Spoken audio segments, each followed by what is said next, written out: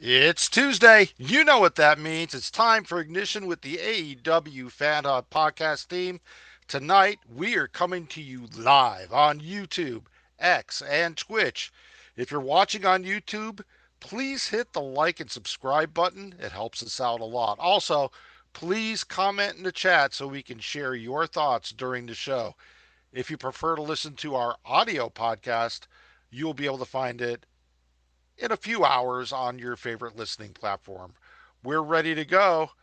So let's light the fuse and get the show going. This is Kelson. And this is Jess. I'm just breaking in here to let you know that if you like this podcast and want to see more of us, look us up for your all your AEW news needs on Instagram, Reddit, Twitter, Blue Sky, and Threads now. Yes. And if you just like us and want to hang out with us, look up the Everything Pro Wrestling Discord server. We're all hanging out there. We don't bite. And speaking of people who don't bite, let me throw it back to Kelson. Oh, I do bite. I used to get in trouble at daycare all the time. I bite tremendously. Not as bad as Barry and Sutton. I've heard that they're terrible. Listen, Is that you're true? not supposed to tell them. Well, I That don't. was my I don't. that was between me and you, dude. I mean, come on. It's not so. Accusations. It's not as much biting as like adjusting the settings on my dentures. You need to get some force on that to make sure I got Well, and of got them course, sitting right. yeah, and MK and Chris are the wedgie kings of the podcast. So, but let's move on. We are going to talk about something. I think MK brought this up. The fact that, well, the international championship was it a casualty maybe of the C2 because the championship hasn't been defended in like 3 months. I mean, there are other championships as well, like the trios championship. I mean, that's only been defended like 6 times in the last since April or something like that. Um, is it a casualty of the C2 that the these belts are not being defended? I mean, What do it you think? definitely is. I would say it is considering Okada's the older and he was wrapped up for the whole Continental Classic. I am wondering after it was the whole unified belt, and I don't even want to get into how stupid that was with the your your one champion, your three champions, blah blah blah. When he defended that, would it count as an international defense as well? Because I feel like he did defend it, maybe at the next pay-per-view after All In. I think you're I highlighting the problem, Chris. Is that Yeah. nobody Yes. cares? Like, Well, and nobody like really. that's the point. Nobody cares because if there's one prop, not one, a problem with AEW is they have too many titles. And I think when they Of brought course. out the unified title, most fans, and I can't speak for everybody here, but based on what I read online, thought the unified title was getting rid of the Continental and getting rid of the International and making one belt and removing one. But Right. we're wrong. And now, to everybody's point, what do you do with yet another belt you don't defend on TV on a regular basis? I say get rid of it. You got the national title now too. We have another one. They added another title for crying out loud. Get rid of some of these. Even the I, national makes sense to me more than the international, in my opinion. I'd rather I have think the national where it tours. Wait, I need to point this out.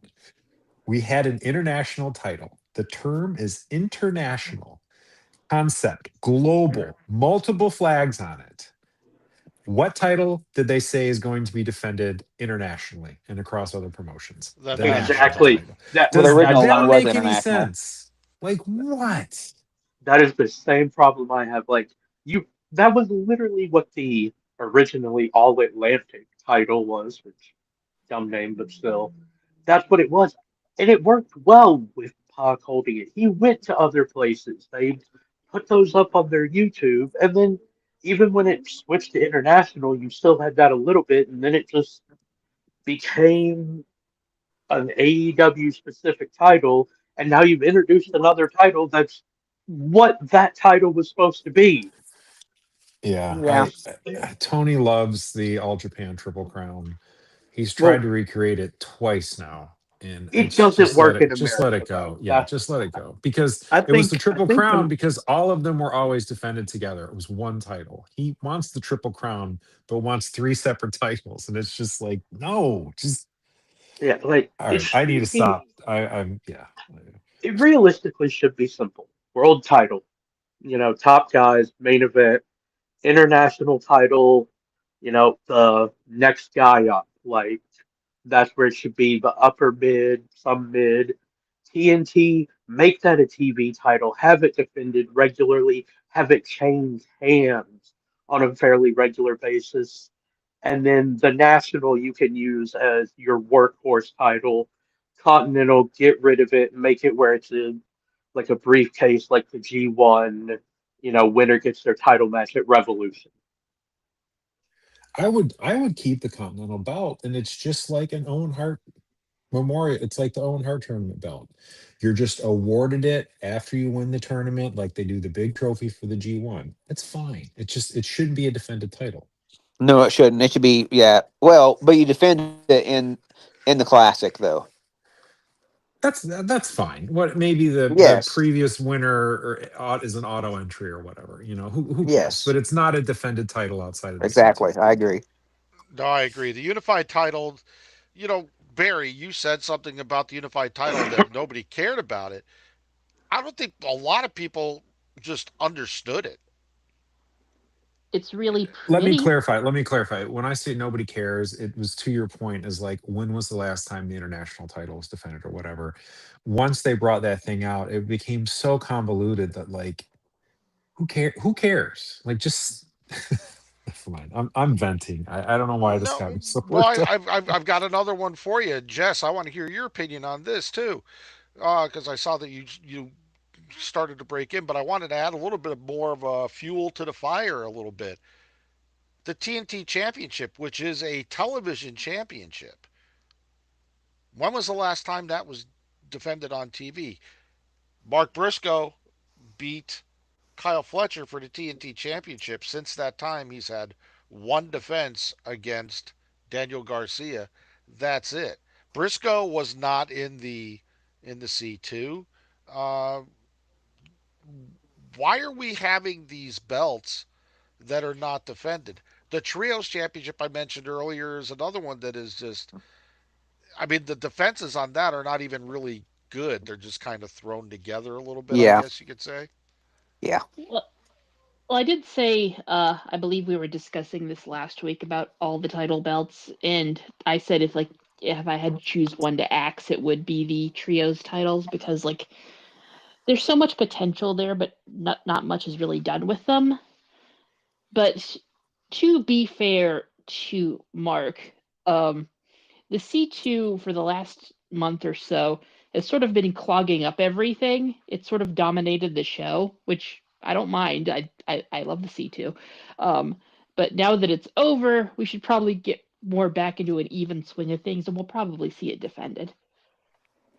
He's defending it Saturday as a collision against Hechicero. Thank you. Well, there you go. I mean, we've got AEW needs to get if they want to do these belts. There's not a problem doing these belts, but they've got to make them mean something. And the only way you Bingo. can make them mean something is by having not only title defenses, but meaningful title defenses. A meaningless belt with meaningless title defenses that are just thrown together a few days before look, Mark Briscoe is defending the TNT title against Hechicero. What has Hechicero done to earn a title shot? He beat He Commander on Collision in the number one contenders match. Yeah, like they but set that up. okay, but great. Okay, what did Commander and Hechicero do to earn a number one contendership match? In my estimation, nothing. They're really So great wrestlers that are fun to watch. let, True. True. Kelson, I want to. So I think you were kind of hitting on. I don't know. inadvertently maybe, but one of the problems Tony has with booking titles isn't the titles. I don't remember who just said it. It's not the number of titles, it's how he's handling them. He doesn't like to beat champions. He has a problem beating champions, even when he's not doing anything with the titles. The trios titles, case in point, there is no trios program for the ops. The trios titles would be perfect for the, and I've said this before in the podcast, not that I expect everybody to remember. They should be the party belts. You throw in 6-man all-star tags, like the castle runners are there. You can put together some fun teams of people you don't have anything else to do with, throw them together, get them in some programs. But the TNT title is the TV title. To somebody else's point, it should be defended, and he needs to start hot potatoing. That is the low card belt. How do you build people up? You build people up by running them through programs, giving them some wins, give them a short title ring with a low card belt to see if they get heat to move them up. And if you're too scared to beat champions on TV, then none of these titles are going to mean anything, and they don't because he doesn't run programs with any of them. Right. Yeah. Well, And not any wasn't of it? them, but And enough of them. It's bad because there's too many titles. Barry, wasn't it you that also said that you believed, and correct me if I'm wrong, but I thought you said Mhm. in the past that you believed the national title should be a party title as well. Yeah, I thought the national. Well, I thought initially before they said it, the national title was going to be like the TV party match title, and Ricochet's putting on bangers, and that's great, but they need a they need a party match title, man. It's their jam. Yeah. Just turn the Well, trios but into it, again, or something. even with Ricochet, Yeah, where's the story behind I don't know. these title defenses? Well, That's my issue with any title. You can't just treat them as okay, we're going to put on a title match for no apparent reason. I want to be clear on something before all the nerds chime in. AEW doesn't tell stories. The problem is there's too many belts to tell stories with. You can only do it Right. with a few, and that's the issue. That's why so many of them don't mean anything because there's not enough TV to have feuds that mean something for all of these belts. There's just See, too many. I got to disagree with that because of the Okay, simple fact is here's the reason. The problem with the last month and a half has been the C2. sure, yeah, You cannot expect, I think it was Jess that said a little bit ago, Yep. Mark Briscoe, everybody's complaining Mark Briscoe's only had one title defense. Who's he going to defend it against when everybody's in the C2? So Tony, yeah, I agree. Tony, there may be one or two too many belts. I think that they need to. The biggest problem I have with it is you have ROH and AEW. You have way too many belts coming back and forth. You need to get some of these belts off of AEW, put them in ROH where you can get them more exposure, get them done, and keep them separate because you already have 7, 8, 9 belts in AEW. When you bring those ROH belts over, the TV belt, the trios belt, the tag team belts, the what's the other Here. one? The pure title. You have those getting done in pay-per-views and on TV. That takes away time for your regular belts. Tony's got a problem with being able to work on major storylines for belts at the same time when he's got other things going on. And that's part of the problem with AEW. isn't another issue too? Like if you've got this many belts, how do you develop characters and feuds away from a title match too? Because like you've got to build people up away from title matches so we care about them when they get their run and challenge. And They need another 2-hour show. they Honestly, have too many belts for the amount of TV. Like I just yeah, they I'm need a done. 2-hour show, I'm done. a different I've talked 2-hour too much. show. If you Yeah. do it on YouTube, do it on YouTube, but you need another 2-hour show to be able to do that with, or bring Yeah. back Dark. I wanted to break in yeah, here. I agree. Matt Lopez is in the chat. Matt, thank you for joining the chat. Um, Matt is a mainstay on the Everything Pro Wrestling Hub Discord server. I gotta say something about Matt here. I don't know how he does it, but the Everything Pro Wrestling Hub Discord server encompasses all of pro wrestling. Whether you're a fan of WWE, NXT, AEW, ROH, Lucha Libre, Joshi, Indies, whatever, Matt Lopez is going to put news for all of those different promotions and wrestling. I mean, I'm surprised Matt doesn't put the match that was just held at the corner of Main Street and Oak Street in my hometown on the news. He really does go far and beyond to make sure that everybody on the Discord is informed. If you're interested in wrestling news, the Everything Pro Wrestling Hub Discord server is the place to go, and a lot of that has to do with the efforts of Matt Lopez.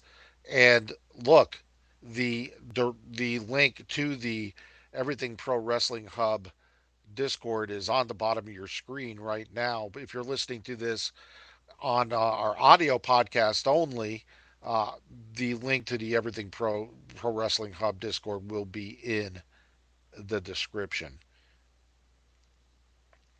So back to this particular topic because I find it interesting. I'm going to say something here that I think people are going to find very uninteresting, and I know that a couple of people will agree with me because we've said it in the past. When it comes to AEW, traditionally, I think the weakest part of the year is Forbidden Door season. Because Forbidden Door, I've gone on record of calling it the great momentum killer. I don't know if you guys feel that way. Now, last year's Forbidden Door was not that way because there wasn't a whole lot of Forbidden Doorish in Forbidden Door last year. I'm beginning to feel the same way about the Continental Classic. I am one of the people that do not enjoy the Continental Classic as much as I should. And I think the reason for that is I think it should be spread out a little bit more. It should start earlier. It should end earlier because I said it before and I'll say it again.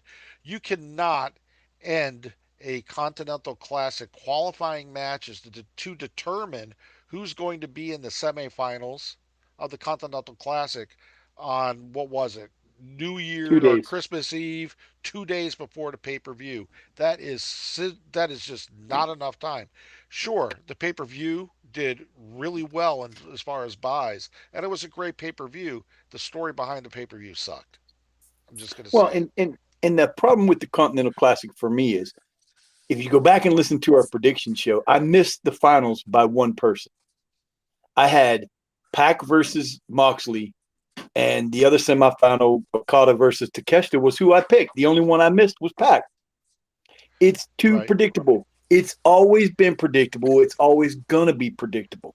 If Y- you want to do the Continental Classic right, I you don't think that was can't. predictable at all. Yeah, Oh, of yeah. course it was. Sutton, if I may, Really, like you I don't predicted a think final lose?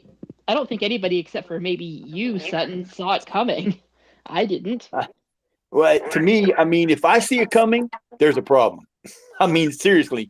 I mean, yeah, I've been watching wrestling for a long time, but you knew when Okada and Takeshita were in the final or were in the match. You knew those two were going to be in a semi. That was the only way to do it right. And the whole they took the storyline of having Moxley getting his butt kicked by everybody, and then it just sort of instead of doing it where they could have got rid of those guys, they just kind of dropped it, and now everything's like gone. So it was just like they just to me, Tony misses a lot of opportunities sometimes when it comes to that kind of stuff. Yeah, one of my biggest complaints with the tournaments that Tony has run over the years is kind of like what Sutton has said. He telegraphs it really bad. I mean, look, everybody knew that Eddie Kingston was winning the first C2. So why was it even there? The matches were great. Don't get me wrong. The matches were enjoyable, but it's AEW. You could put matches anywhere on AEW TV and they're going to be good. Yeah, but this one really, I don't remember people saying that Okada was going to lose or Moxley was going to win. I remember people thinking Takeshita was going to advance, but I don't remember people flat out thinking Mox was just going to come back and roariously do it. When we did our AEW World's End prediction show and a Continental Classic I was prediction there. show, Yeah. I know that there was four people there. Two of us picked Okada and Moxley to be in the finals. Now, I don't think anybody expected Moxley to win, but we had Moxley and Okada in the finals, not Takeshita I and not Fletcher. I sure Yeah, didn't. I don't. but Uh, none of us picked Moxley to win. None of us picked Moxley to win. So that was a pleasant surprise. That was a pleasant surprise. It really was. So, I mean, uh, there was some stuff that was predictable, but to say the whole tournament was predictable is Yeah. I not really fair. I sometimes tournaments like this aren't everybody's cup of tea, and I think that's okay. It not appealing to Kelson or MK for different reasons, or I'm sorry, Kelson or Sutton for different reasons. I think that's okay. There's going to be stuff that just doesn't land because it's just not somebody's cup of tea, and that's fine. what was yeah, Um, but it was yeah, used for people getting over though, right. So here's like one of seven the nights. Then things they got I over don't it. necessarily disagree with the predictability standpoint. They've been building to Takeshita and Okada facing off for months, guys. Like, it was going to happen at some point. They picked the C2 to be the first. So I don't see a problem with that storyline. It's like being angry that you can kind of tell where the season of a TV show is going. It's okay to know. It's the journey and is it entertaining as they go there. What I like about the C2 is less the end of it, as much as the semis and finals are always great from a match perspective, but it's the earlier matches.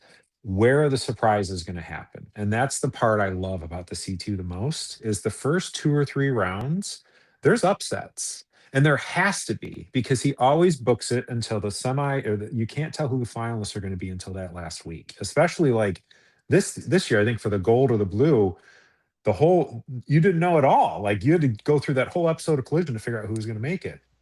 Right, But and that the, episode of Collision was on Christmas night. I'm not disagreeing with the stretched out thing either. I do think it's too condensed.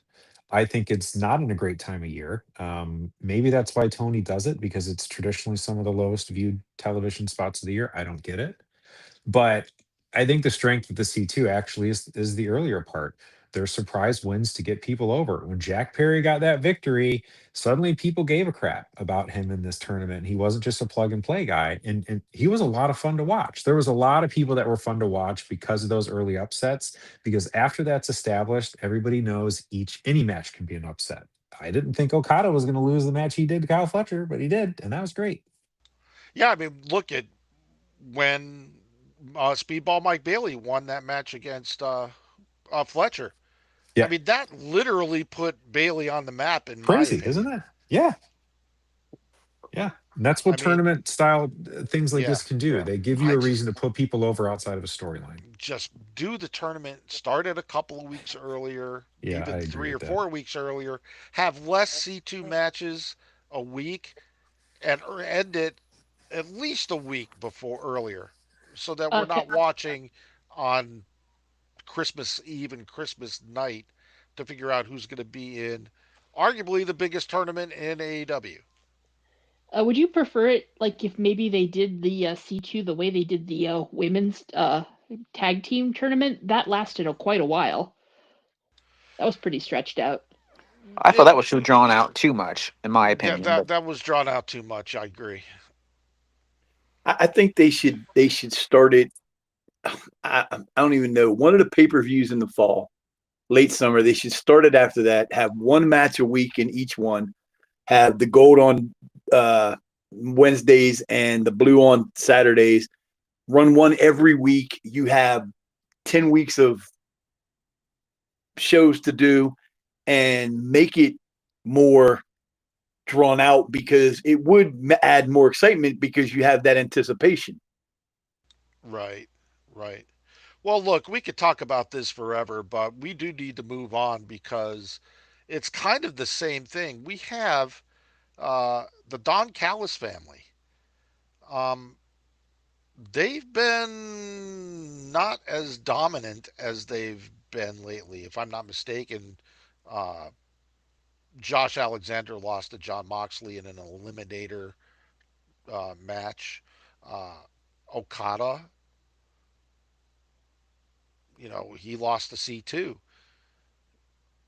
um, finals, and we have Takeshita who just recently lost his match and lost the IWGP World Championship at Wrestle Kingdom 20. Um, what does the Don Callis family need to do to recoup? And do you think that Andrade is returning to the Callis family sooner than later? What do you think I about hope not. Andrade? I Not hope not he that does. not, not that I don't like Andrade. I love him. I just think the Callis family's too damn big. Yeah, they need to get better and to survive this. Takeshita needs to go out, become a face. Okada needs to go on his own, and it needs to condense some. Get rid of everybody and anybody that's like, you got Wardlow in that picture. It should come down to like Josh Alexander and Hechicero and a couple other guys. If you want to bring Andrade in, that's fine. But get the two of the biggest stars in AEW are they just don't need to be in this group. I have a specific question I want to ask Chris. Are you with me here, Chris? Yeah, In New Japan Pro Wrestling, we have some wrestlers who are part of the, well, now defunct Bull Club War Dogs um, that are, I believe, going to be under dual contract very soon. All of them, meaning uh, Gabe Kidd, Clark Connors, and a couple of others. You know who I'm talking about. You're the expert here on New Japan. I think that we may see those guys battle with the Don Callis family. What do you think about that?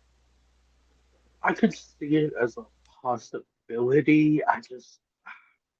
I know who you're talking. We got David Finley, Clark Connors, Gabe Kidd, and I think Drilla Maloney's contract Right. is That up that as they well. I they mean, they all the are. core of the War Dogs, which you know, I I didn't watch all of the backstage comments, but they didn't really seem on board with Yota Tsuji's whole thing. So yeah, I mean, it's definitely possible they could decide to What's do the name more of in the AEW. new faction? Um, Unbound Company. yeah, Unbound Company. I couldn't remember if it was Unbound or unaffiliated. Yeah, but the War Dogs are no. They were unaffiliated. Yeah, so now, I mean, personally, I think that you're going to be seeing a lot more of dual contracts between AEW and New Japan. I think I think so as that's the well, direction we're and going. especially because, just like you look at New Japan shows, a lot of their road too, it's Japanese wrestlers or it's, the foreigners who are actively living in Japan right now. Like, they're still the economy is still struggling, so they're not going to be bringing in, the guys from the US and the guys from the UK nearly as much. So yeah, I could definitely see, the War Dogs and some others being like, we want to work, so we're going to go do AEW for a while, and then, we'll come over for tournaments, we'll come over for big shows. Right. So yeah, you could see an influx of talent from there, and I could see, the War Dogs or whatever name they end up doing coming and fighting Don Callis family, especially if Andrade does come back, because they just, went against him at Wrestle Kingdom with him being the financier of the new United Empire. Right. So that brings another thing. So all of that could make it more interesting with Forbidden Door. Maybe actually have a real build up. I personally, when it comes to Forbidden Door, I don't want to see title matches. I want to see rivalries. Because I, let's face it, I want to, AEW title matches are not going to go well for the Japanese wrestlers in Forbidden Door. So yeah, what's the we don't point in need having title them? matches. Make it rivalries. Make it stable wars. I said Absolutely. I'd love to see a trios cup where you have, say maybe two teams from AEW, two teams See, from I New don't want to see that Japan. because right off the bat if they do a trios cup and AEW is going to win it. It doesn't Well, matter. I was It going to doesn't. suggest you Yeah. also have an all-star team. One AEW, one New Japan, one Right. CMLL. So then, and you have them win it because that way every company gets to, show off, Exactly. their talent. Like, but it wouldn't be like, oh, obviously they're gonna win Right. because you make it where, the CMLL team is maybe like Sky Team against Right. the Right. Dark Order. All right. Well, So you can let have the I CMLL. Yeah, I'm rambling. yeah, yeah, Sorry. you are rambling a little bit and saying the same thing over and over again. But I do want to bring up something else with Konosuke Takeshita, is that, and I have to, by the way, I have to apologize because I think I called Okada Kazuchika Okada earlier, and I sincerely meant to say Kazuchika Okada, his proper, But anyway, it was reported last week, just last week, that Takeshita's contract, his dual contract with New Japan Pro Wrestling, was expiring at the end of January. Well, he has now re-upped that, according to Fightful, I believe it was that reported it. So Takeshita has re-signed with New Japan, so that's good. I believe he he's also signed to DDT, so he's got three contracts that he's working under. But anyway, I personally think that when it comes to Forbidden Door, I think that's what we're working toward is that the Don Callis family is going to play a big role in Forbidden Door and the stories about Forbidden Door. I really do. Let's move on. Um, we had some interesting releases. Well, not really releases. The contracts expired of Mercedes Martinez, Alex Alejandros, and Matt Taven, and they did not renew the contract in AEW. Uh, so they are now free agents. Of course, Mercedes Martinez has announced that 2026 will be her last year, and she's had a hell of a career. Uh, but Taven is, a very good wrestler in my opinion. Alejandros is a great hype man. Worked a lot with Ray Phoenix and Penta. I don't see maybe I don't see WWE hiring Alejandro's because they're not going to hire a specific hype man when they've got, Hmm.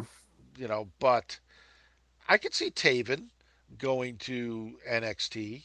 I could see Mercedes Martinez showing up at Royal Rumble, to be honest with you. But more importantly, you have to look at, I'm interested in hearing, look, Matt Taven's gone. Mike Bennett's still there, uh, his partner. There are other wrestlers that are not used in AEW or ROH anywhere near as often as they should be.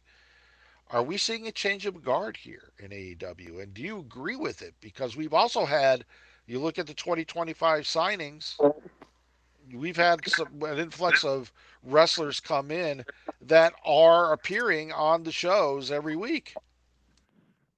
Yeah. I would say if it was to be a changing of the guard, it would have had to be three people who were more important than what these are because, you know, Mercedes and Taven very rarely show up on AEW. Oh, I don't I was think kind of, Mercedes Martinez has wrestled in AEW ROH for better part of two she years. wrestled, or she was doing something either early last year or the year before. There was that whole thing with her and who was she? It was her and I can't think of the other two, but there was the one. Sheeta, I think. Yeah, and there was I know there was something going on with them, but it was only for like two matches, and that was it. She's not been there at all. No, So no, with no, her no. gone, Taven gone, they're ROH more than anything. Alex, though, on the other hand, I was kind of surprised at because he's hyped every luchador in AEW except for maybe Hechicero. Yeah, like Yeah. he was just on Dynamite last week, I think. Yeah, Yeah, but is that really a do you need that cost? Like I No, you so don't. I think when what Kelson, what you were saying on the changing the guard, I get what you're getting at too, is some of the unused crud, and I don't mean that in a derogatory sense to any of these performers, but it's just Unused crud overhead. is not a Yeah. derogatory term. um, so like all of this Man, oh what do wow. you say about un, me when you're talking about me unused with people? unused overhead, I guess, is a better way to that's what really what I meant, like or like it's an And now you're expense you just don't speaking really in cold need. numerics. You wanted to go join Yeah, like TKO. Yeah, geez. Mercedes, he's not using, she's on her way out. Matt Yeah, Taven's 40, and they're like yeah, Matt, Matt, he's bringing excess in baggage. Tony's bringing in younger people to build around. And I think Matt Taven will be great in TNA. WWE's not going to bring him into NXT because he's 40. Matt Taven is a great performer. I'm bummed he didn't get a run because I enjoyed a couple singles matches he did get to see. But Alex, like, you just don't need a hype man. You No, just don't. You don't. I mean, the luchadors can get over on their performances. They don't need a hype man. He fit early, but he's just not needed anymore. So when you're making salary cap room for other performers or just cutting expenses just because there's the cost value analysis is just very low on them, this yeah, stuff's going to happen, and TK lets contracts expire and opposed to releasing people, especially yeah. Right. performers that probably aren't going to get similar work for what he's paying them. Yeah, I So mean, that's just how he does stuff. who was the last person that TK outright released? Was it CM Punk? I think it was Yeah. Punk. I think Unless so. Yeah. a couple people asked for releases, I think that were very rare were granted. But yeah, I think it was Yeah. just Punk. Uh, Wait, was the one from Bear Country before or after Punk Yeah, he was or released. whatever? He was Yeah, fired. I No, mean, I guess released Punk for was fired cause. too. Those were terminated with cause. Yeah, they weren't even Yeah, just released yeah, early. yeah, Yeah, but yeah. the That's right. the thing Yeah. with these contract expirations, this isn't a new thing. You know, we saw this at around year three. We saw it in the fourth year.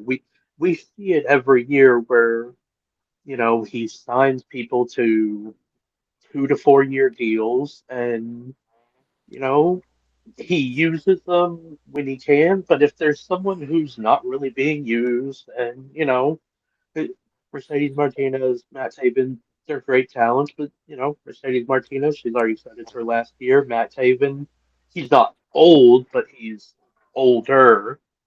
Um, and you know, if they're not being used, you can't just keep paying people forever just because, oh, you know, they're they're a good talent. Like if you're not Right. using them, it's not. You can't just keep paying them. Right. Well, that brings up a point because you've got one of the guys that they keep paying and they're not using, and that's Chris Jericho.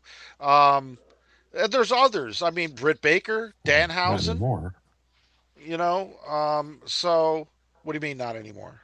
Chris's contract's done as of December 31st. Yeah, As a but he's still on but the AEW roster page. yes, Nah, So Oh, so I've he's been because waiting.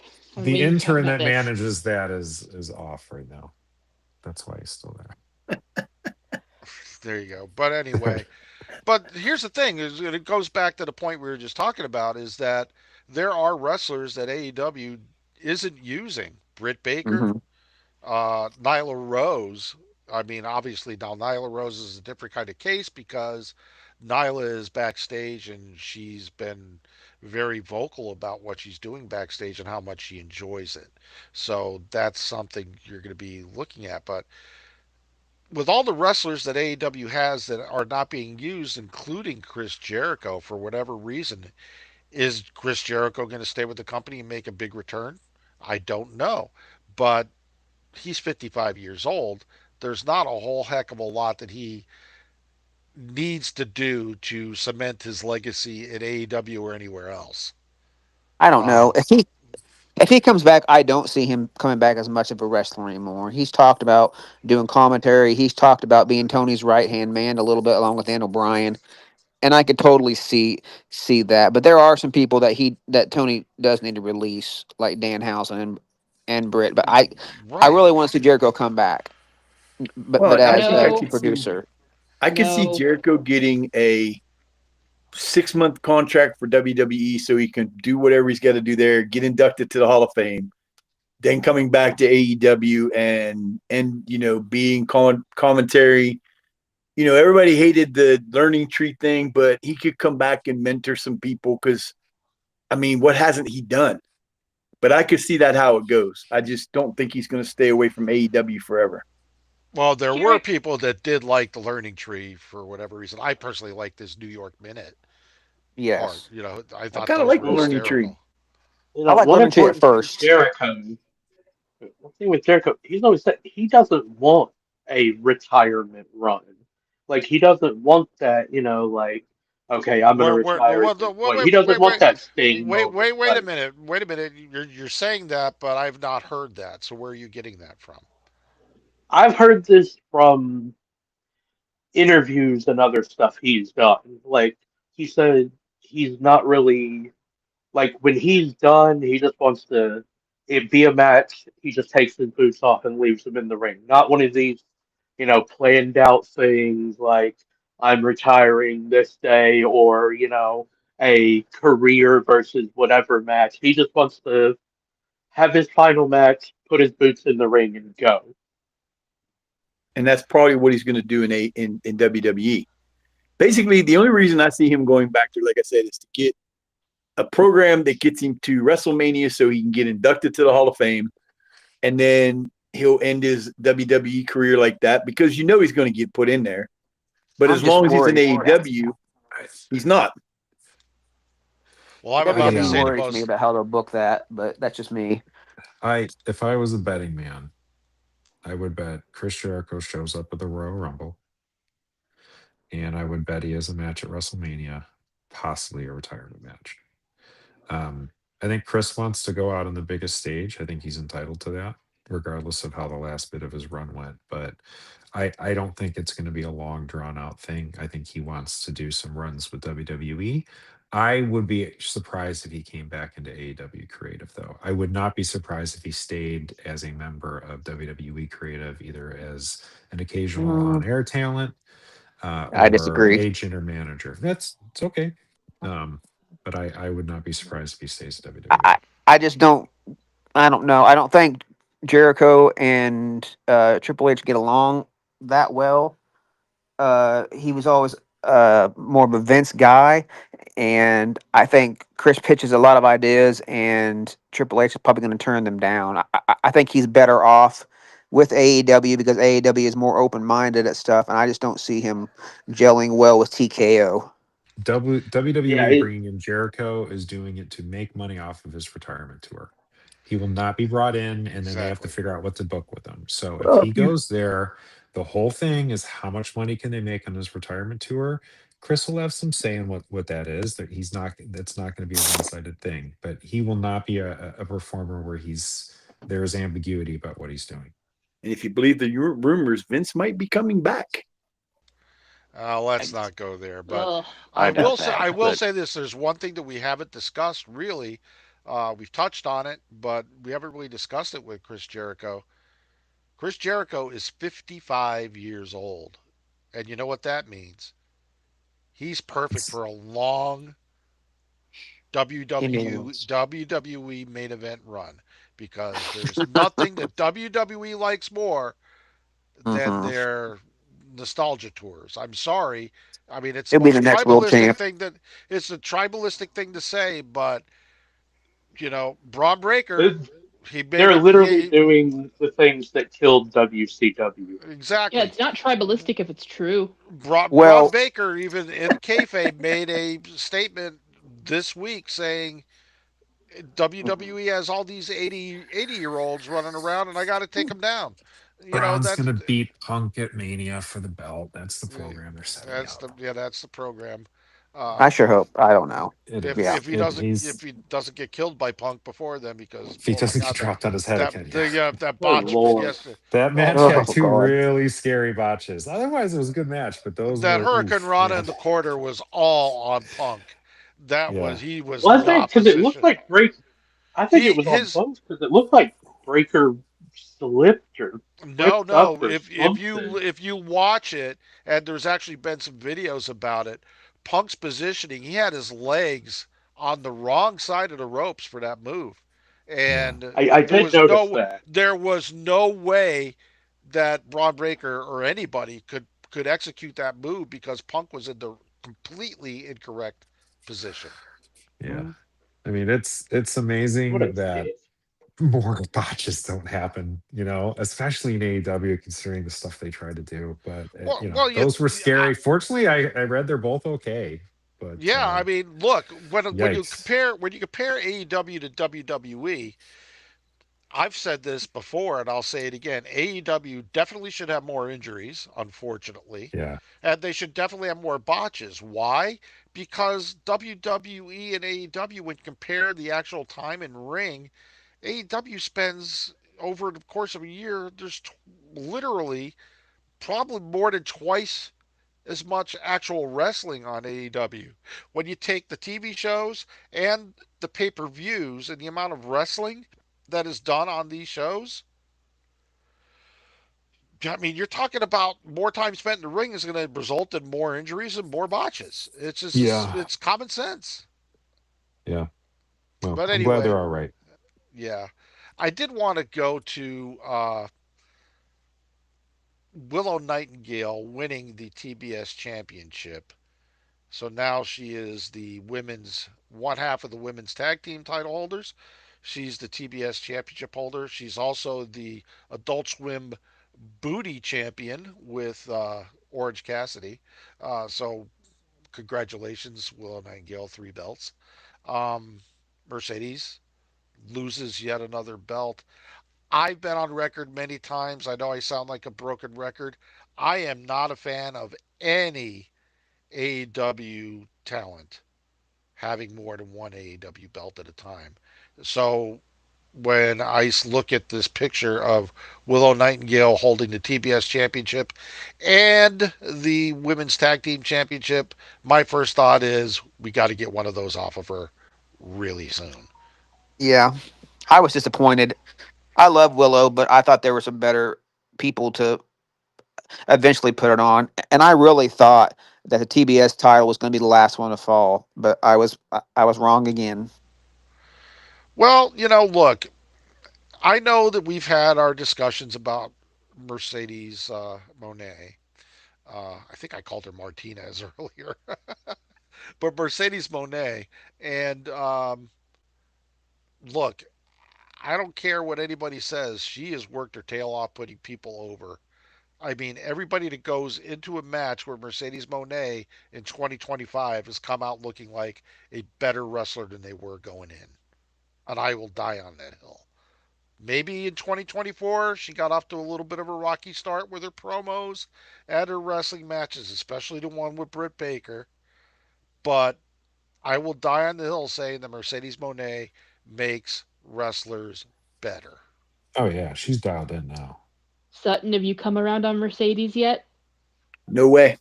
Oh no. I on it. I'll just say this. I'll just say this. Everybody makes a great big deal about her having all these titles and how they help these promotions. I say bullshit because she's never gone back and defended those titles. She took them and ran with them and disappeared. It does I, nothing for them after one show, maybe. That I is bullshit. Actually, that is she's made completely multiple false. apperances. At, Yeah, you Sutton, pulled you you pulled a need to grenade, yeah. stop. yeah, I mean, she's made You can't appearances at back that Rev up. Pro. She's gone back to, what was it? I think the company in Italy, the one in like Scandinavia. Like she has gone back and defended, and the whole deal with her losing these titles now, losing the Rev Pro, losing the TBS, probably the CMLL, in the next few months. Losing those bigger titles will make it when she goes to those smaller companies to defend, she's going to be more desperate to keep them, and it's going to bring more interest to those shows to see, does she retain? Does she lose another title? Like, saying she hasn't helped these companies at all, or it was just a one-time thing, just if you demonstrably if you false. if you look on a lot of the companies that Mercedes Monet has appeared in, the the president of the company has issued a statement just saying how wildly appreciative they are and what she has done for their promotions. Uh, yeah, Sutton, you're way off base. Just way off base. I just, There's only so many weeks in the year, and if you I look at get that. how many matches Mercedes Monet has had this year in AEW, and how many matches she's had overall, I mean, she's wrestled well over a dozen matches in other companies, and she has defended in other countries as well. Uh, I'll just say she's not any better than she was in WWE, and I just disagree. That's just everybody's got their own opinion about it, but that's just I just there's nothing she can do other than losing every title and rebuilding herself back up and changing how she is. Right. That would make me I am not disagreeing, and I respect your opinion. I respect everybody's opinion. But when you say something that's wrong, you know, let's talk Yeah. about facts. What you said was 100% wrong. That was Yeah. not opinion. Exactly. You tried to present something as a fact that was false. Sorry, Yeah. it's just I true. agree. So now here's the thing: we got Willow Nightingale. I said earlier she's got to lose one of these belts. Now that's just my opinion, but who we don't have.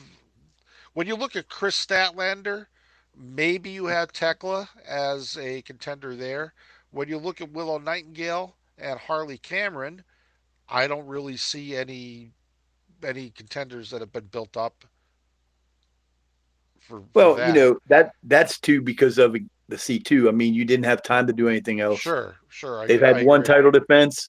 I mean, it's going to come down to you've added a new tag team on the women's division.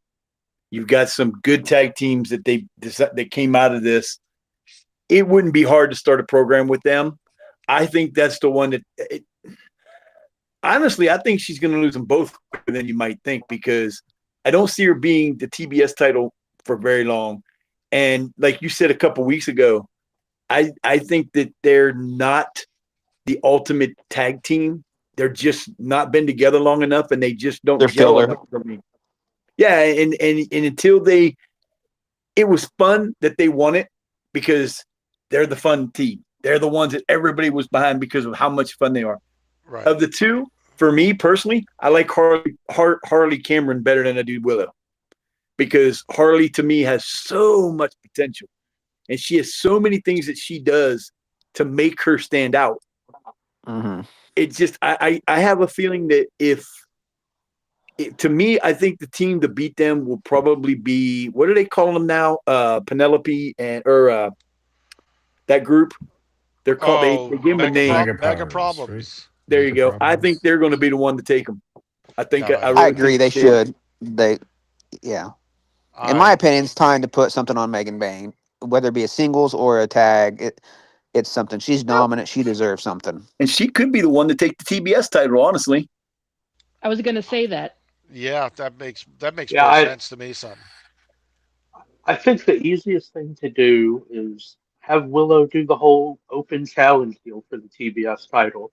Let her get a few defenses, and in the meantime, you have more tag teams facing off and getting more established. So then, when Willow does drop the title to, I would say Megan Bain would be ideal at whatever their special TV show is in say February. That gives Willow a decent little 6 7 week run. She can defend the title 4 or 5 times. Megan Bain wins. That gives them a hey. I beat one half of the tag team champions. It gives you a tag team title match for Revolution, maybe, or in Yeah. between. Well, look, Chris, when you're looking at AEW, we've got three events coming up in the next 3 months, 2.5 months. You got Maximum Carnage, which is next week. Yeah, Then you've got Grand Slam Sydney, which is in February, and then Revolution, which is the next pay per view and the first pay per view of the year in March. I wouldn't be surprised to see Willow and Harley defend not the TBS, the tag team titles in Sydney, because that's where Harley is from and is Australian, Yeah, that would obviously. definitely make sense. I wouldn't be surprised to see somebody step up to challenge her for the TBS title at Maximum Carnage. I personally believe that it's going to be Julia Hart that challenges her first, because if you remember, Willow won the TBS title off of Julia Hart uh, back in 2023, I believe it was, or no, it was I 2024. I forgotten So about that. so Yeah. Hmm. that's where it was. It, Remember, Julia Hart was injured. I personally have always believed that Julia Hart was supposed to lose the title to Mercedes Monet, because if you remember when Mercedes Monet came into AEW, the first person to attack her was Julia Hart. That Julia was Hart. was Hmm. set up, but then she got injured, so they had to do a pivot. And Willow won the title. She kept it for, I believe, 35 days, the TBS title, before she Hmm. lost it to Mercedes Monet. Another possibility would be for Mercedes Monet to put Willow over by challenging her maybe for Maximum Carnage, or even at Grand Slam Sydney, uh, for just to get another loss, to establish Willow Nightingale as, hey, she's this good that she beat the longest reigning TBS champion twice now. What if you ran a program with them then? That would be great. So Uh, like what if Mercedes does win her belt back and then Willow like they do a couple series and it bounces a little between them. And so that gives them a chance. Well, it gives Mercedes a chance to really help solidify Willow as a top draw. And I think it's key too that the TBS title went on to Willow now to end the year on a high note like that. It was significant. It was a huge right, deal for her to go over Mercedes, and it was a great way to end the year. It's time to push. Willow's one of the top two or three, top three women at least in there for AEW. Great story with her. I'd love to see these two run a program. They didn't really get a true program for the title run. I'd love to see them go back and forth. I'd love to see, to your point, Kelson, she has an open challenge and Mercedes, I cash in my rematch clause or whatever. That would be great. And right. then she wins it back, and then they go at it. I don't think the tag belts. I was going to chime in earlier until you said it, Kelson. Are going to go off until after Grand Slam because of Harley. I think Tony's going to give her a big, hero's welcome there. Sure. I don't know when after that, but I think you were spot on. I think they're going to hold those tag belts Well, for a little one while. other thing that you can do. Look, Barry, when you Mhm. look at the next big pay per view is Revolution, and it's not until March. Yeah. You've got a lot of time between now and Revolution to do a big story. I wouldn't be at all Yeah. surprised. I mentioned Julia Hart earlier. All right. Why not have Julia Hart, Mercedes Monet, and Willow Nightingale in a three-way? Mhm. Julia Hart never got her rematch either. It's true. I got a question So, about that. The Triangle did a promo.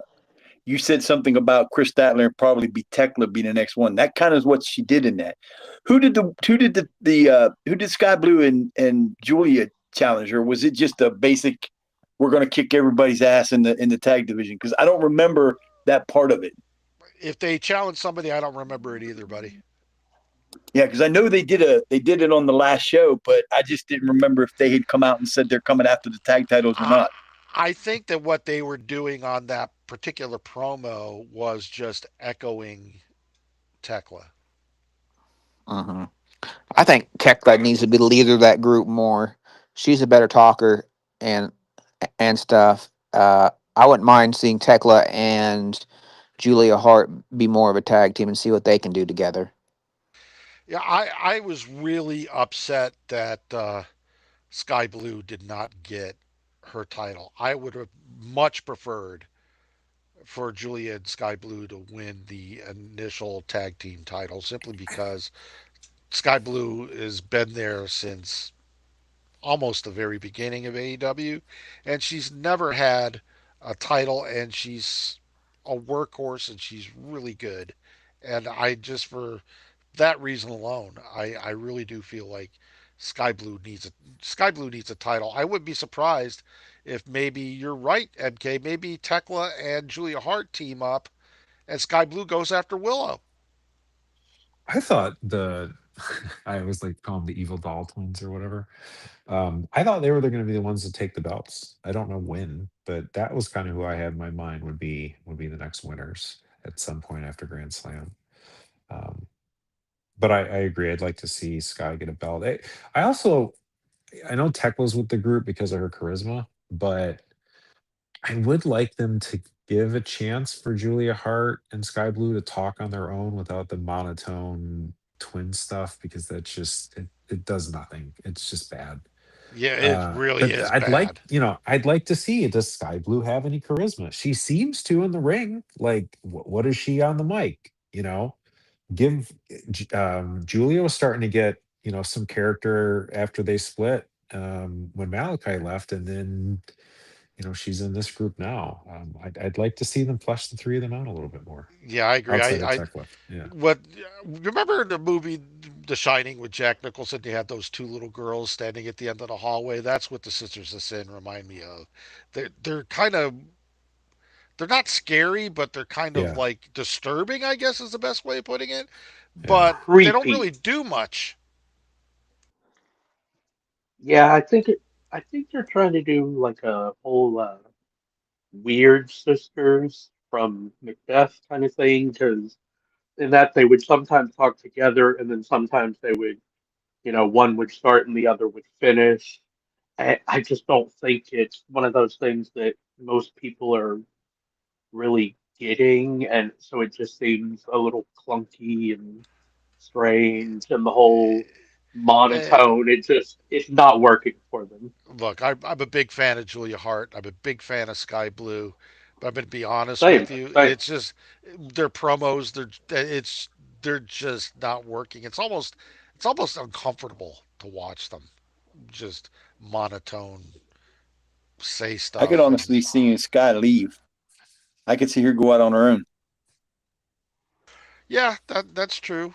Maybe, Uh, maybe because they could well, they could do that, but it probably wouldn't. But they could just play this all off as she's been under the influence of the spray, and she turns face and goes off on her own.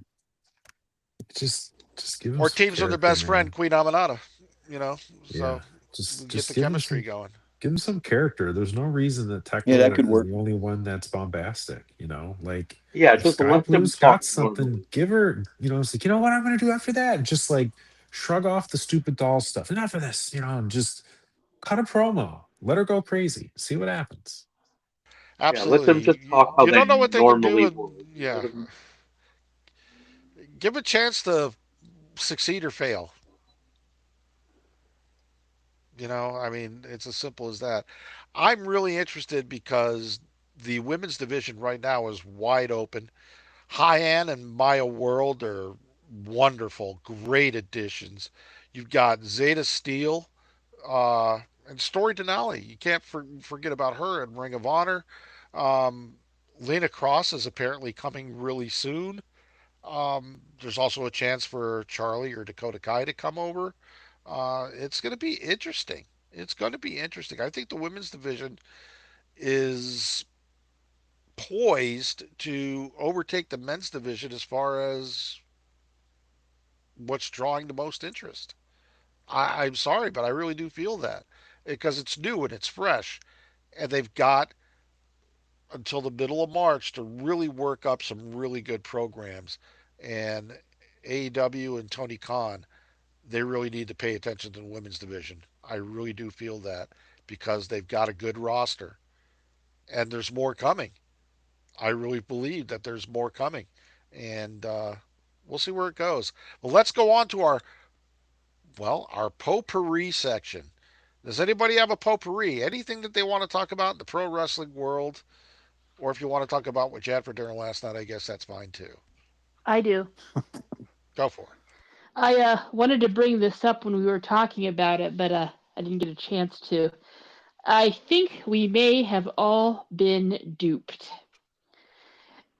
No, Jericho, no, no. Chris Jericho, by all intents and purposes, and through, if you listen to most news outlets, and if you listen to the teasing of WWE themselves, was supposed to show up last night on the Stranger Things edition of Raw. Guess what didn't happen? He I didn't think show that was up. WWE. I think it was WWE wishful thinking. Yeah, because that. I really do. Who was it that made Pierce made like a reference to the walls coming Yeah, or yeah, something to that, exactly. and then coming when the down, but walls, they, yeah, and then he came up with this really lame ass excuse. It was the Uh, Stranger Things reference. yeah. yes, yeah, No, right. actually that was that was very deliberate because what I heard was that tickets weren't selling so well for that show, and when that little nugget got dropped, guess what happened to ticket sales? Because everybody thought they were going to see Jericho, and now Why people would? who went, But see, that was always blows my mind. Maybe I'm just It's so jaded, or hypocritical. maybe I'm just in the Jericho vortex. But why would you buy tickets just to see Chris Jericho?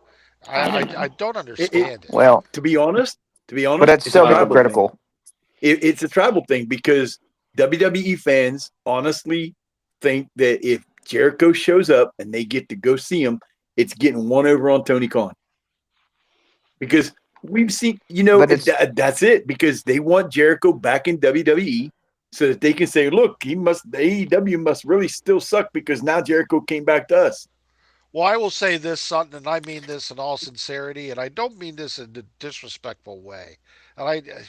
But look, I manage the three wrestling um, subreddits: Instagram, Threads, Blue Sky, X, whatever, Discord. Look, you know what I've not heard anybody say, and I can say this with full confidence. I have not heard anybody say, "Gee, I wished Chris Jericho would be on AEW this week." I even with everything going on, I have seen a couple of posts or comments being said is like, would it be something if Jericho showed up on Dynamite this week? Yeah, it would be Yeah, I was something, gonna yeah. but say that he's gonna like but it's not because people want to see Jericho. It's because they want to put the screws to WWE. but no, I don't want to Yeah, put the I screws to would like to anybody. I see just think Jericho. it would be just my luck, Jericho hater that I am, for him to show up with that shit-eating grit of his, going, "Hi guys." yeah. Like See, and I I would don't. absolutely But see, love he's that known as the because ultimate troller himself. I don't have any ill will towards Jericho. I No, know some people really don't like him, I and don't. that's okay. Yeah, and that's okay. I don't have any ill will, but I do think the Jericho situation really shows why it's important that you have more than one national wrestling organization. Chris tried to repackage himself a couple times. They put in a good effort on a push, and it's just not working out with the AEW audience anymore. And his contract's going to be up. And if he still wants to perform, he's going to go to WWE and he's going to do a retirement run there that would just not hit the same way in AEW. And I think that's a good thing. I don't see a world where Chris coming back on TV as a performer in the ring, the fans are going to want to see. I wished he had transitioned to commentary.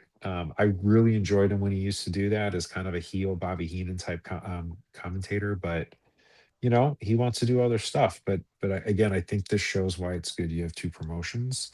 It's not working out right. one place, he can go somewhere else, and hopefully it'll work out there. Well, Barry, let me give you a suggestion here, and I'm Yeah. interested to hear your opinion on this because I was thinking about it. If AEW were to retain Chris Jericho, Uh-huh. I mean, he's 55 years old. He can still go in the ring, but not for very much longer.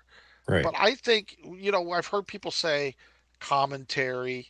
I've heard people say like having Jericho in a role some similar to MVP, for example, Yeah. with the Hurt Syndicate. Hmm. But what about in kayfabe as an EVP? I maybe I don't No. know. I think the point is just like Chris has just he's kind of run his course in AEW, you know. So Yeah, maybe it would work. I can't say it wouldn't, but I think the odds are stacked against really anything they try to do at this point.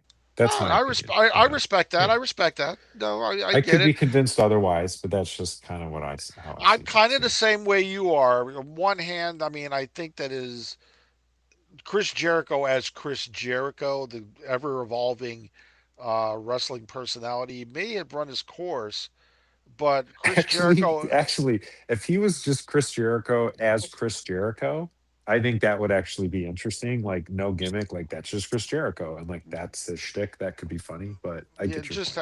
I could, but I just say like if he came out like as if he weaseled his way somehow, some way into becoming an EVP, I think that that would be entertaining. I really do It could be, believe yeah. that. It could Yeah, be. they could do something fun. It could be, but it also could, you know, fall flat on its face, you know. You There never know It, are until you try. many good options that if they weren't in AEW probably would have worked well. The same story in another promotion. I think in this case the fan base it's just a tough hill to climb no matter how good it is. Yeah. Well, look, does anybody else have a potpourri? I mean, I'll do the usual kind of New Japan roundup thing because we had Wrestle Kingdom roughly 3 nights ago. Um, Three key matches to watch out of that if you haven't. Saya Kamatani versus Shuri. That was a great match. I admittedly I've seen both women before, but not not as much as like Kelson has. I knew it was going to be a good match, but they freaking delivered in a big way. It Um, was too and short. then it yeah, another 5 7 minutes I think would have really put it over into that like okay that was friggin' awesome instead of just like that was really good. But we did get two match of the year contenders. Uh, Konosuke Takeshita versus Yota Tsuji was just all out freaking battle. Those two threw everything they had at each other, and in the Right. end, I don't want to spoil it, but it was one of those like that's how surprising ending, but also the perfect ending somehow. Uh, Yeah, but to and what? then To what? I mean, you're not spoiling anything. The event took place on what was it, Saturday night. But true, you know what we I know get what I have a feeling I know what you're talking about, but you haven't said what you're talking about. So other people that are listening to you to probably don't know what you're talking about. Yota Tsuji winning with the first move every young lion learns in the dojo against the outsider. Like winning the title with the fundamental move of every young lion Okay, but and just you know what you're talking about. Nobody else knows what you're talking about. What fundamental move are Yeah, you you're beating talking around the about? bush. Just say it. What are Boston you crab. doing? Okay. The Boston crab. yeah, I was wondering. Given what I don't know if who knows what's kayfabe and what isn't anymore. Given what Yoda said about AEW, how do you feel about that? Did you just say Kafabi? I Fabian. I think that Kafabi. was one of I'm Yeah, those sorry. statements I that just said was kayfabe. Yes. You can say Kafabi. that's I the don't way know we're why. saying it That's worth five I thousand. Yeah, I don't know why I yeah, think that's that worth is some Adam Coles right hysterical. there. Kayfabe. There you go. um That is worth. How many Adam A Coles was Fabi. that worth? 5,000. 5,000 Adam Coles for Kafabi. Okay. I, but I don't know why I just I found think that. those Yeah, to crack comments me up. were I think those Maybe. comments were one of those where he was in character, but there was also a little personal truth to it. And I understand, uh, Osprey and Okada were big names for New Japan, and they went to AEW, and Takeshita showed up for the G1 and he showed up for big matches, but all the other time he was in AEW, and even when he did go to Japan, he made time for DDT, but not New Japan. Didn't even like. I mean, they had a Korakuen show the road before. He didn't show up for that, so I think the comments were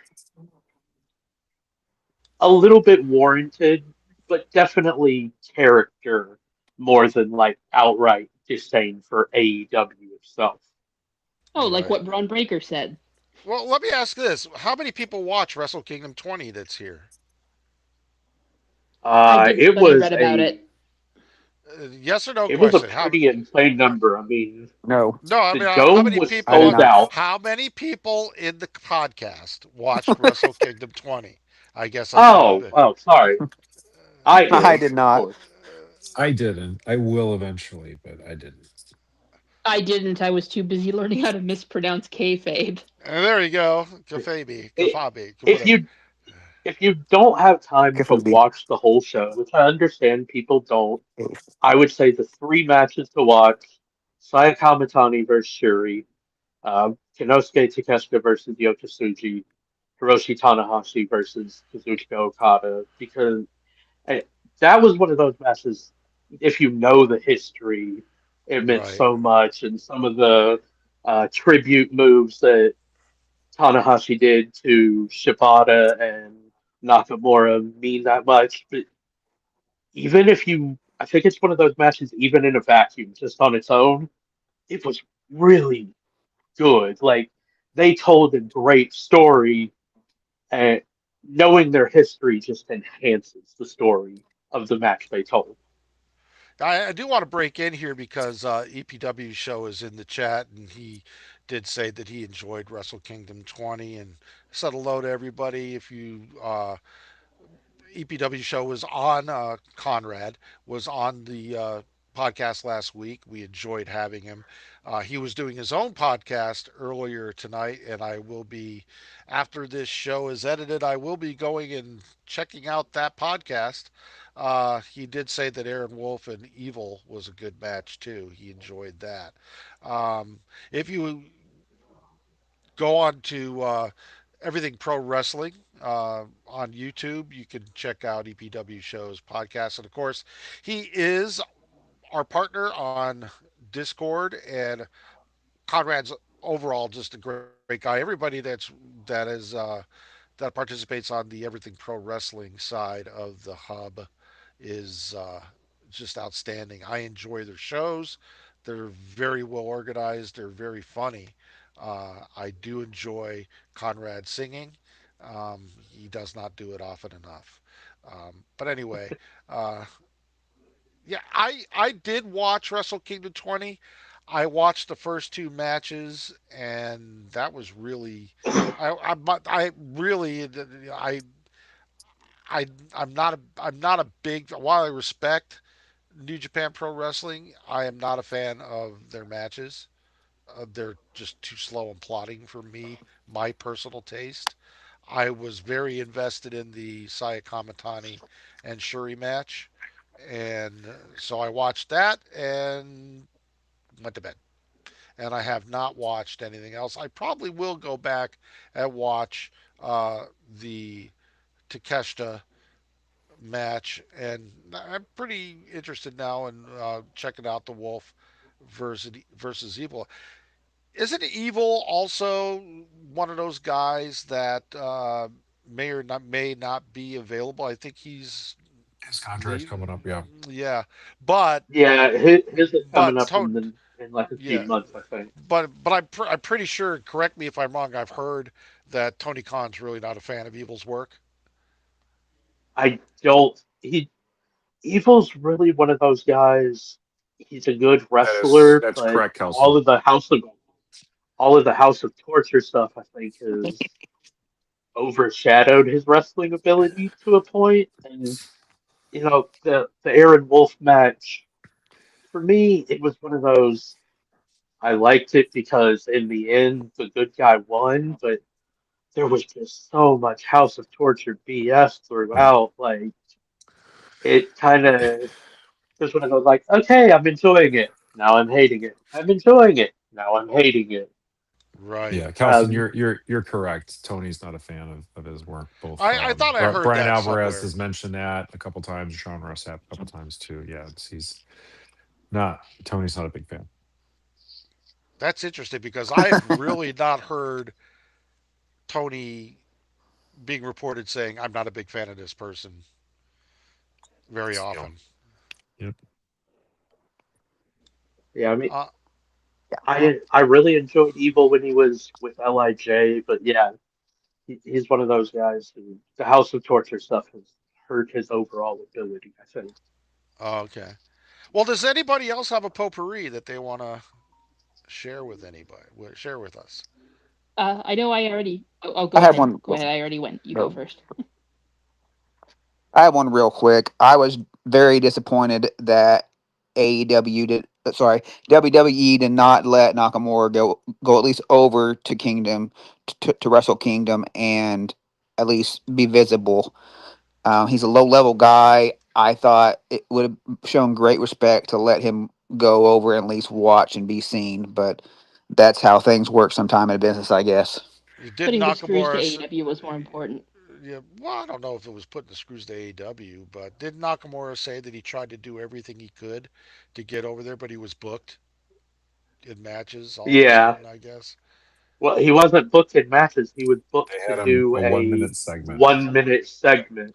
Oh, Yep. for So it's Pete's one of sake! those like, it's one of those like, yeah, he was booked at the last second, so he couldn't make it. Like it's one of those, oh no, we really need him to do this. No, you're just being petty. He could have done it next week. It's a shame. I mean, look, when it It comes is. to It is. AEW and WWE, look, both companies could do petty stuff, and they have. I mean, when you think about it, AEW pushed back their uh, blood and guts from May, June, July. That's when every blood and guts is taking place. They pushed it back to 2 weeks before War Games. Why do you think that they did that? Because they knew that blood and guts they have more freedom to do more stuff and would make War Games look weaker. And it proved right. I mean, that's Yeah, just strategic marketing. yeah, But and but they've and Well, EPW but show, by the I way, get what he's saying. EPW show also said something that I was actually thinking too about Nakamura. He could have sent the video, and that's the truth. He could have sent the video, but maybe he was not Would they allowed to let say him? even send the video. Yeah, exactly. We don't know. Yeah. The unfortunate thing is there's going to be I more of this because there is a generation of performers that are all starting to retire now. And we saw it even start with Sting. Lex Luger couldn't be there. Sting couldn't do Luger's Hall of Fame thing. Like there's going to be more of this, and I think it's to your point, Kelson. It's a bummer because there's a generation of guys who are all retiring now, and they only get to do this once. Yeah, but And look, corporate politics are kind of getting in the way. didn't Oops. Billy Gunn make an appearance at WWE and they kind of threw him under the bus uh, unnecessarily? I the don't Hall of know. Fame Yes. when DX went Yeah. in and Triple H was like, oh yeah, now you work for that piss ant company. Like Triple H was the one who started the pettiness flat You out. know, Yeah. it's So Well, unfortunate yeah. regardless. if that So had not happened, I I Yeah. think we may have seen AEW do more work with WWE. There's really no, they're they are competitors, but they're not in competition with each other. I guess that's the best way I I can. mean, I know Ed said, Tony Khan would have been cool with him doing something with John Cena. I'm just gonna say, Well, it is what it it is. definitely seems like Yeah. one is blocking more than the other. I, I, this whole like, listen, it's business. They're both going to screw each other over. Right. You Yeah. can argue blue It in the face is. who's worse. It doesn't really matter. The bottom line is it sucks because there's people that deserve better that are unfortunately going to get stuck in this crossfire, and it's dumb. Yeah. Well, Jess, I think you had an additional potpourri. Yeah, just one little note here. Just jumping off since we've been talking about New Japan throughout this whole potpourri. Um, I would like to say that with a heavy heart, that with War Dogs joining forces with what's it yeah, Unbound. The unaffiliated. yeah, with them like forming that group, it is officially the end of one of the most long-running and significant stables of the modern era. R.I.P. Bullet Club. Kayfabe. Kafabe.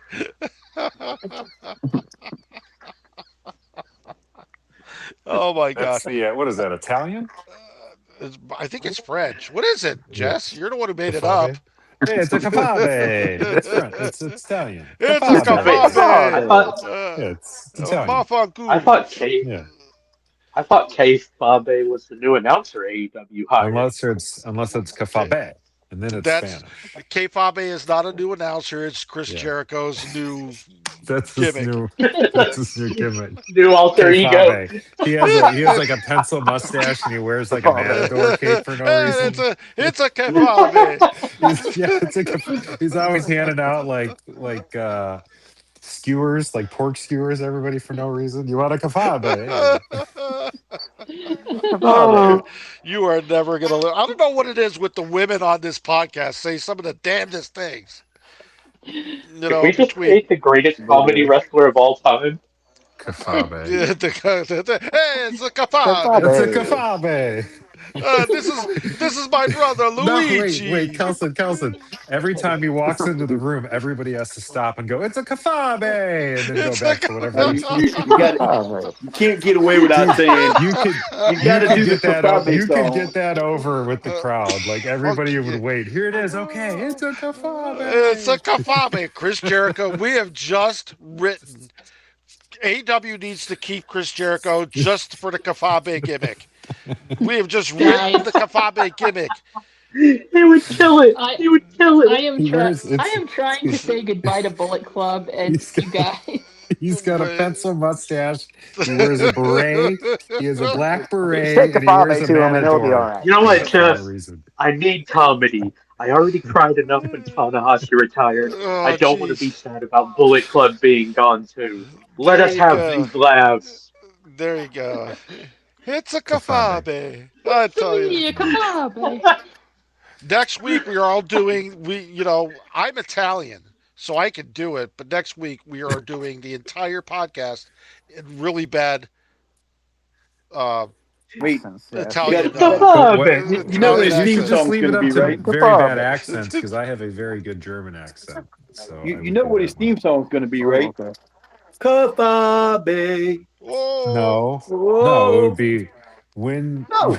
when the what? moon hits That's your eye like a big when the pizza pie. moon hits your It's eye like a cold pizza Campari. pie. But you would change the lyrics so it's all wrestling, like when the knee hits your like Tony Storm's big fat thigh, it's Campari. Oh my God! There, that's it. That's the opening Okay. Oh line. When the All knee righty. hits your whoa, eye, like Tony Storm's whoa! On big that fat note, thigh, it's Campari. It's Tony Starr's big Campari. fat Big thigh. fat thigh, it's It's a Campari. kafabe.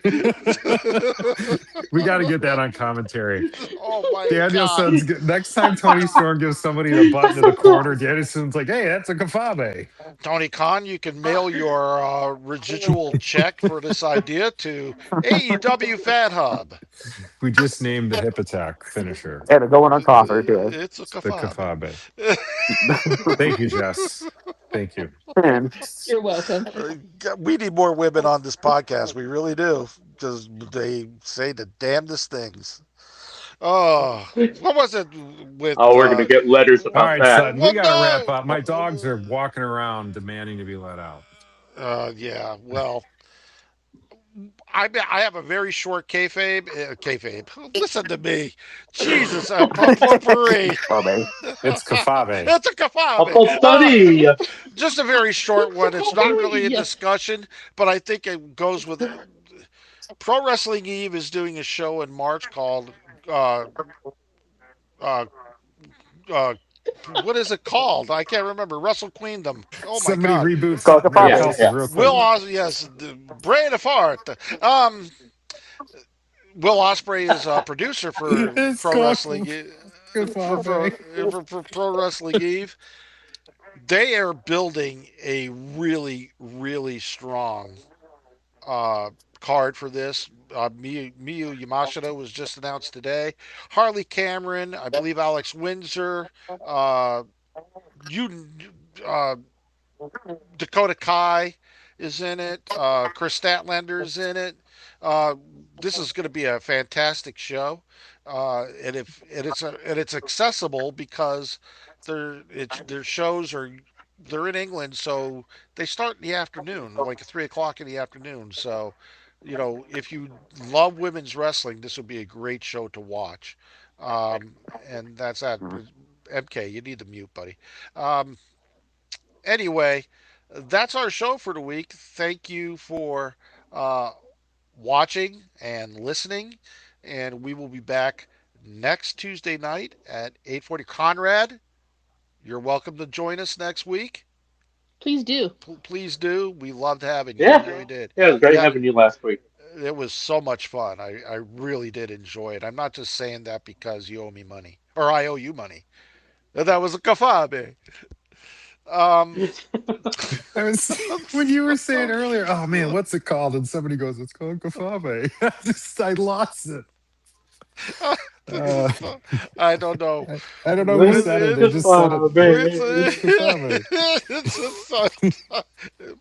it's late. Yeah, Barry, time to go to apologize bed. to your dogs for me. We I will be will. back on Tuesday of next week at 8:45 Eastern Time for another episode of Ignition, and we will try to do better. I just don't know what else to We say. will try to do better. I give this show how No, we many won't. pictures of Adam Cole would we rate this show? I would honestly, I would rate it around 6,300 Adam 6,300. Coles. Yeah, that's about right. oh A man, I'm deep, giving a it D, 75. I'd be 75. like 6,700. A good D plus. Wait a minute, 67, Chris. 6,800. Okay, Chris said 75. Was that bad? No, 7,500. Oh, you said 75. Ah, that's sorry. You know, I'm like, man, All right, we got to go. Don't We're try and out of time. confuse me with we math. we got to go. Everybody say goodnight to Eddie Kingston. Good night, Good Eddie night, Eddie Kingston. Kingston. Good night, Eddie. We love Capabe. you. Good night, Eddie Arrivederci. Kingston. Leave it there, Chi. Our fleet is in. Okay, Bobby.